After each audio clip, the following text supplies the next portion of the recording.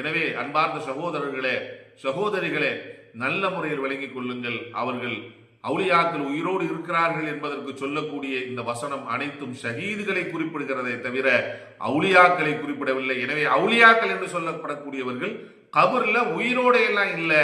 அவர்கள் என்ன செய்யறாங்க அப்படின்னா, நல்லவர்களாக இருந்தால் தூங்க வச்சிருவான் அல்லாஹ்.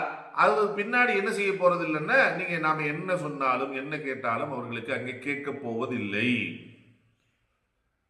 அவர்களுக்கு எதுவும் கேட்காது. அல்லாஹ் சூரத் அஹ்காப்ல அப்படிதான் சொல்றார். பவன் நதுலமு மிம்மை யதுஉ மின் தூனில்லாஹ், அல்லாஹ்வை விட்டு வேறொருவனை அழைக்கிறானே, எப்பேற்பட்டவன் என்று சொன்னால் கியாமத்து நாள் வரைக்கும் அழைத்தால் அவர்களுக்கு எந்த பதிலும் கிடைக்காது. அப்பேற்பட்ட ஆளை நீங்கள் அழைத்துக் கொண்டிருக்கிறீர்களே, இவனை விட வழிகட்டவன் யார் இருக்கிறார் என்று அல்லாஹ் சுப்ஹானஹு வ தஆலா சொல்லி காட்டுகிறார். எனவே அன்பார்ந்த சகோதரர்களே, சகோதரிகளே, நாம் விளங்கிக் கொள்ள வேண்டும். இந்த வசனத்தில் சொல்லப்பட்டிருப்பது அவுலியாக்கள் அல்ல, ஷஹீதுகள் சொல்லப்பட்டிருக்கிறார்கள்.